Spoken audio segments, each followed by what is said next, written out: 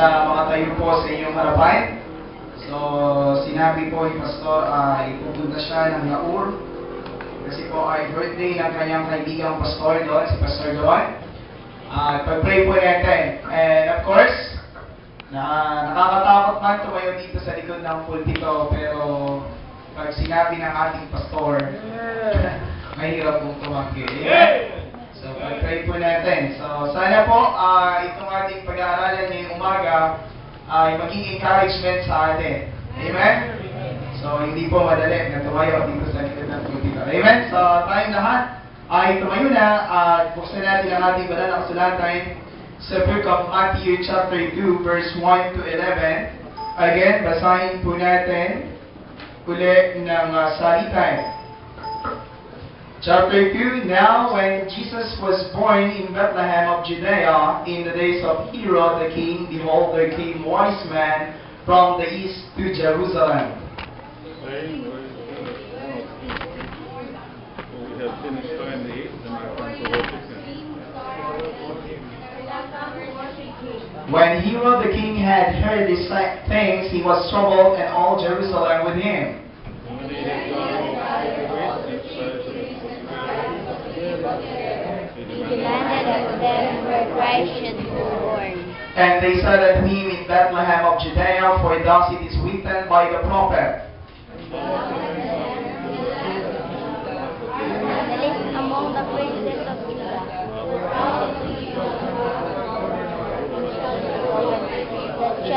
Then Herod, when he had privately called the wise men and inquired of them diligently what time the star appeared. And he sent them to Go and search for the young child. And when he found him, bring him word again, that I may come worship him. When they had heard the king, they departed, and lo, the star which they saw in the east went before them, till it came and stood over where the young child was. When they saw the star, they rejoiced with Great joy. And when they were come into the house, they saw the young child with Mary his mother, and fell down and worshipped him. As when they had opened their treasures, they presented unto him gifts, gold, and frankincense, and myrrh. So, lipat po tayo sa James chapter 1, verse 17. Babasahin ko po. Every good gift and every perfect gift is from above, and cometh down from the Father of light, with whom is no variableness, neither shadow of turning. Let us pray. Lord, salamat sa mga salita niyo na aming nabasa ngayong umaga. Lord, pagpalain niyo po yung aming pag-aaral this morning. Kagaman wala po akong kakayahan, sariling kakayahan, nagdidepende lamang po ako sa inyo. Kayo po ang mausap sa aming kalagitnaan. Gamitin niyo lamang po akong speaker. At ipatawad niyo po lahat ng aming kasalanan na isip, na salita at nagawa na nabag sa inyo. Lord, salamat po. Kayo nawa ang may taas. Help us, Lord, to be a clean vessel this morning, Lord. In Jesus' name, amen. Okay, so makaupo na po tayong lahat. So, kung ating babasahin sa James, alam natin, kung binasa natin ang may pangunawa, ang sinasabi sa Matthew chapter 2 is yung pagsilang ng ating Panginoong Jesucristo. At nandun si King Herod na kung saan mali yung kanyang motibo na sinabi niya sa tatlong pantas na pagkakita dun sa bata ay magbalik muli para sambahin daw itong si Jesucristo. Pero yung katotohanan sa likod ng salita ni Herod ngayon ay para ipapatay sapagkat siya'y natatakot na ayon kasi sa propesiya, si Jesus ang mag-rule. So, nangusap ang anghel sa tatlong pantas at hindi na bumalik. So, James chapter 17, every good gift. Okay, we will talk about this morning the gift that you will never return. O yung regalo na kung saan ay hindi mo na ibabalik. Amen? So, pag malapit na ang Pasko, marami sa atin ang pumipili ng mga regalo. Tama po ba? At marami din sa atin ang nakatatanggap ng mga regalo. Pag tayo ay bumili ng regalo at mali ang kulay, mali ang sukat, maaaring nabasag, maaaring nasira, ating ibinabalik. Amen? Pero yung ngayong umaga, pag-uusapan natin ngayon kung anong regalo ang hindi mo na ibabalik pa. Amen? Ano ba ang regalo na kung saan that you will never return? Na hindi mo na ibabalik? Chris, yung asawa ko, regalo ng Panginoon, hindi ko na ibabalik sa Panginoon. Amen? Ako, Brother Chris, yung anak ko, hindi ko na muna ibabalik sa Panginoon. Amen? Marami tayong regalo na natatanggap na pag nagustuhan natin, ayaw na natin ibalik. Amen? At wala pong nagregalo na kung saan binabawi. Meron po ba dito? Nagregalo ka, binabawi mo? Amin na yan, hindi mo naman ako sinagot eh. Ano po bang ganon? Na manliligaw, lahat ng binibigay sa nililigawan niya, nililista. Tapos nung hindi siya sinagot, binigay yung faktura. Ayan, ang utang mo sa akin, hindi mo ako sinagot. Pero mo ba gano'n? Wala, di ba? So this morning, let's talk about the 3 gifts that you will never return. So ito, sabi dito, presenting their gifts, yung 3 pantas, nag-present ng kanilang gifts, and I believe, yung mga regalo na yon is the best. Amen? Pero pag-uusapan natin yung niregaluhan nila yung pinaka-dakilang regalo sa lahat, Jesus Christ. Amen? Ano ba yung regalo na hindi mo na isosole pag nakuha mo? Number 1 is salvation. Amen. Hindi mo na ibabalik. Amen? Pag na-receive mo yung salvation, nalaman mo yung katotohanan, binuksan yung mata mo, naliwanagan ka, dati kang guilty, papunta ka ng impyerno, nabigyan ka ng pardon. Amen? Pag sinabi nating salvation, it is a broad thing, malawak. Salvation ba saan? Kaligtasan saan? Sa sakuna, sa sakit, o sa aksidente? Yung pag pinag-uusapan natin kaligtasan is salvation dun sa eternal na kapahamakan dun sa walang hanggang kaparusahan. Amen? Amen. So salamat at merong isang pastor, meron tamang gagawa ng Panginoon na nagdala sa atin ng kaligtasan, nag-share sa atin, minulat yung mata natin, mula sa kadiliman, nagkaroon tayo ng liwanag. Amen? Amen. Hindi pa kayo nagpapasalamat? Yung salvation is undeserved. Hindi ka karapat-dapat. Hindi natin deserve ang salvation. Amen? Pero, anong ginawa ng Diyos? Ibinigay niya yung kanyang bugtong anak para sa atin. Amen? So, it is an equal. Walang kabantay, walang babantay sa regalo ng Panginoon, yung kaligtasan na ikaw papunta ng impyerno, ngayon papunta ka na ng langit. Amen? Wala pa ako. Meron ba dito na isa tatayo, sasabihin niya, Chris, mana pa, hindi ko na nakilala yung Panginoon. Meron ba nagsisisi na ikaw ay ligtas ngayon? Baka meron magsasabi dito, sana, Pastor, Brother Chris, ngayon, nung bata pa sana ako, doon ko nakilala yung Panginoon para hindi na ako inalipin ng diablo. Amen. Sana nung natuto na ako, alam ko na yung tama't mali, doon pa lang, naranasan ko na yung kaligtasan. Pero wala dito iisa. I believe and I hope na magsasabi, sana hindi na ako naligtas. Napakaraming ginagawa dyan sa simbahan yan. Ano-ano?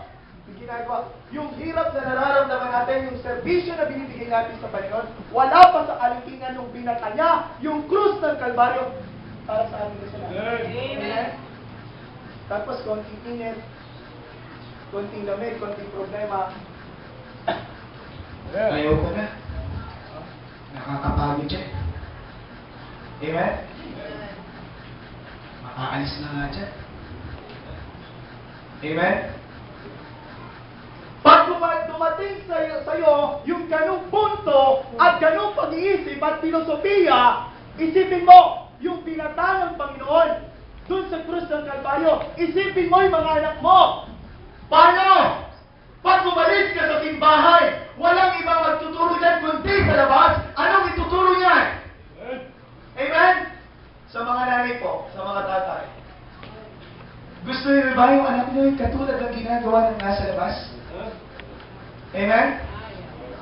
Mas piliin ko ng ganito? Amen? Tuksuhin ka ng kung ano-ano, pangalanan ka ng kung ano-ano, kesa naman makiayon ka sa labas na ang pinakatulo ay kapahamakan. Amen? Dati yung buhay mo walang direksyon. Hindi mo alam kung saan ka pupunta. Pag inaya ka ng kaibigan mo doon, pupunta pupunta ka. Doon, dito, kahit saan, mapapagod ka. Napakarami mong sinusunod, napakarami mong amo. Pero ngayon, isa na lang ang sinusunod natin. Amen? Ang Panginoon. Hindi ka mapapagod. Sapagkat hindi mabigat yung utos ng Panginoon. Amen? I believe, yung kaligtasan na regalo ng Diyos. Amen? It is unequal. For by grace you are saved through faith, and that not of yourself. It is the gift of God. Amen. Amen? Not of works, lest anyone should boast. Ibig sabihin, regalo ng Diyos. Pag sinabing regalo, hindi mo kailangan bilhin at hindi mo kailangan gawin. Pag inaalok sa'yo, regalo tinanggap mo, sa'yo na yan. Amen? Hindi babawiin ng Panginoon yan. At hindi mo na ibabalik yan. Meron po ba dito gusto magbalik? Amen? Buti wala. Kasi hindi mo na ibabalik. Kasi nakita mo yung sarili mo, papunta ng impyerno. Naghirap na nga tayo dito sa mundo ibabaw. Pagkatapos, sa kabilang mundo, maghihirap ka pa, kawawa ka naman. Amen? Number 2. Tatlo lang po ito. Amen? Number 2, na hindi mo na ibabalik na regalo, yung everlasting life. The second gift that you will never return is everlasting life. May isang istorya na kung saan maraming diamante. Sabihin natin gems. At sa gems na yun, may isang kakaiba. Sabihin natin, bato na hindi ka pansin-pansin. Pinakapangit. Okay? So yung bato na yun, may isa na tao na lover of gems o lover of stone na talagang mahilig siya sa bato at napansin niya yung bato na yun. At sabi niya, halimbawa, binili ko na lang yan ng 10,000. Eh, pangit lang yan. Ba't bibili mo 10,000? Sige, bibili ko na lang sa yung 5,000. Okay? So, pagkatapos nun, nung pinasuri niya yung bato, it costs million. Kasi yung bato na yun, it contains more than 1,805 carats. Okay? So, para mo ma-appreciate yung isang bagay, kailangan maging lover. Para ma-appreciate mo yung bato na yun, dapat maging lover of gems ka. Para ma-appreciate yung kaluluwa natin, it took sa lover of souls. Amen? Walang iba na nagmahal sa kaluluwa kundi si Jesus Christ, kundi yung Panginoon. Amen? Sino ba naman yung magmamahal sa atin at makikita natin yung pagmamahal ng Panginoon sa napakaigsi dun sa John 3:16. Amen? Meron daw isa yung publisher o yung General Secretary ng Bible Society, si Gaylord Cambarani, na namimigay ng libreng Bible. Amen? Di ba marami tayong nare-receive na libreng Bible, maliit? Yung New Testament. Kasama yung Psalms and Proverbs. Sabi niya dun sa nag-i-smoke, inaninigarilyo sa taong pabisyo. Sabi niya, sige, tatanggapin ko yung, ano ba yung pinamimigay mo, Bible? Eh, gagawin ko lang sigarilyo yan eh. Sabi ng taong pabisyo. Babalutan ko lang ng ano yan, damo, ang yoyo, sige lang. Sabi ng General Secretary, sige, okay lang po, na kahit dilutin nyo, ipambalot nyo, tapos i-smoke nyo, basta basahin nyo, bago nyo i-sinte. Sige, okay, sabi niya. Pagkatapos, sabi niya, sa Matthew, in-smoke ko. Yung Mark, in-smoke ko. Yung Luke, in-smoke ko. Pero pagdating ko ng John 3:16, tumigil ako sa pag-smoke. Sapagkat nakita niya yung dakilang pag-ibig ng Panginoon doon sa John 3:16. Amen? Amen? For God so loved the world. God's love is expressive in its action. For God so loved the world that He gave extraordinary yung kanyang choice. Sino? The world. For God so loved the world. Sino yun? World. Tayo. Amen? Sino ba tayo? Hindi tayo kaibig-ibig. Amen? We are unlovable at hindi tayo walang kagandahan sa atin para ibigin tayo ng Diyos. Amen? Para tayo isang basahan. It took lover of soul to appreciate. Amen? Extraordinary yung choice ng Panginoon, the world. Tayo yun, hindi tayo kaibig-ibig, pero inibig tayo ng Diyos. Amen? And God's love is expensive in its sacrifice. Expensive.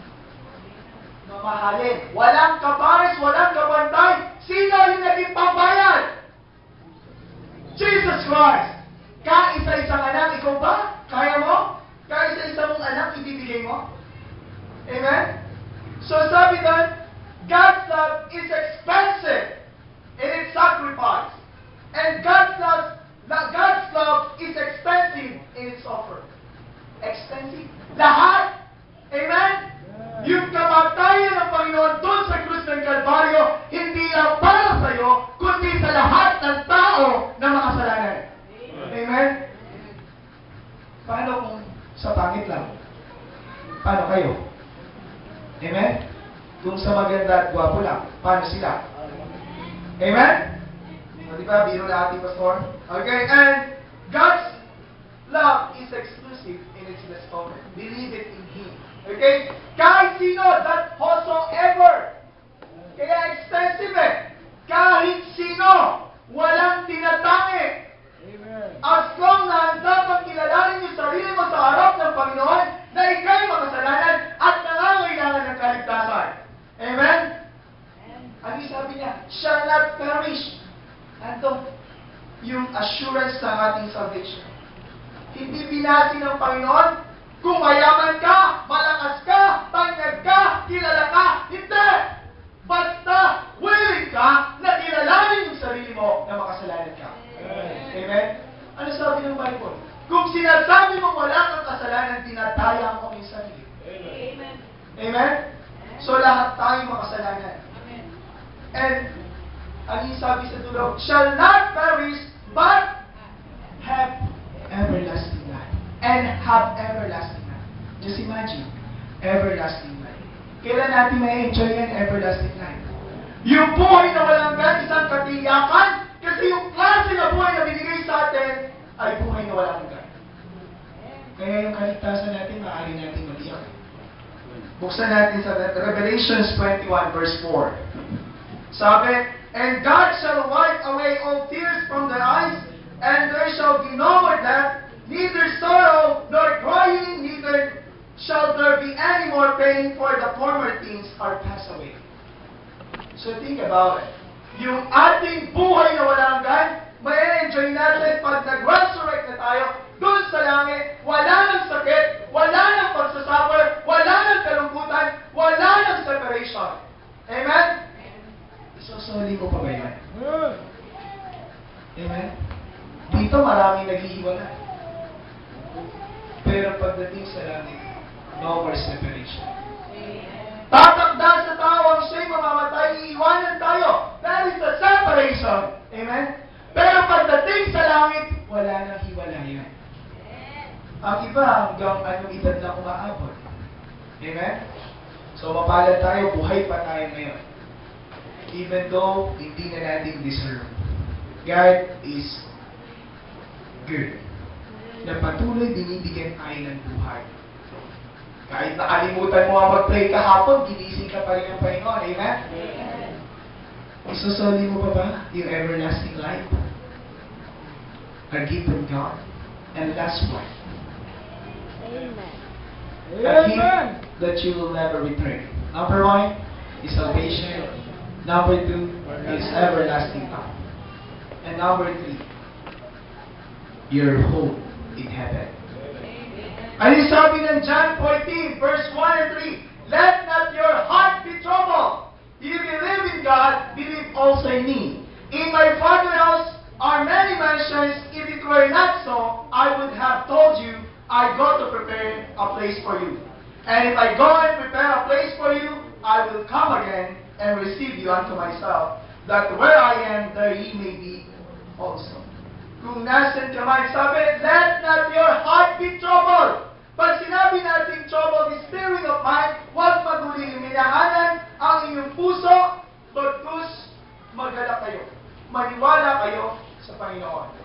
umalis at muling babalik upang tayo ipaganda ng lugar.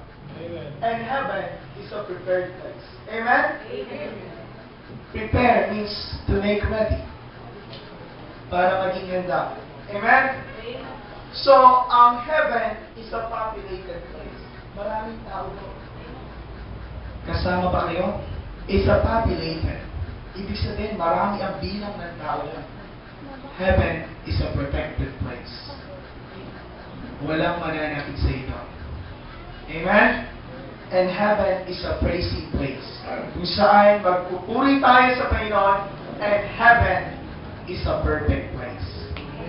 Yan yung regalo na kung saan, pag tinanggap mo, hindi mo na ibabalik.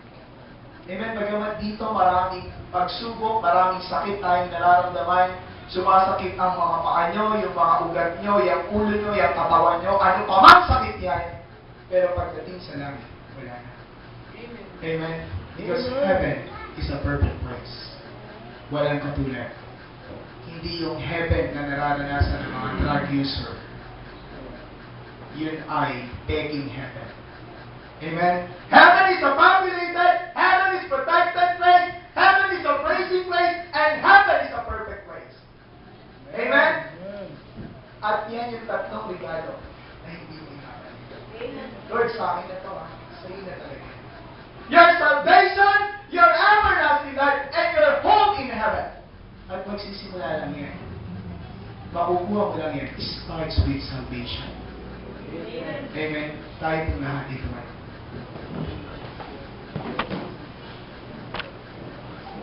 Tayo magsara sa panalangin. Ang maraming banal na makapangyarihan sa lahat. Salamat po sa maiksing mensahe ngayong umaga. Pagpalain niyo po. Nawa ay nagsilbing encouragement sa amin, nagsilbing kalakasan sa amin. Lord, sino po na hindi pa nakararanas ng kaligtasan, bago po kayo sa kanila, kung sila ay kasama namin dito, sino po na hindi pa nakaranas ng kaligtasan, ay kilusin niyo ang Santo Espiritu, Lord, nawa ay lumapit siya at hanapin kayo at makaranas din ng kaligtasan. Salamat po sa umaga na iyong pinahirap sa amin. Salamat, Lord, patuloy sa buhay. Bagamat hindi kami karapat-dapat, patuloy, Lord, ang iyong biyaya ay sapat sa amin. At pagpala niyo rin po yung aming pagsamantalang pangiwaywalay. Iyatin niyo po kami ligtas at kayapa sa aming mga Lord, salamat po. Pangalan ni Jesus. Amen. So, magandang umaga po at maraming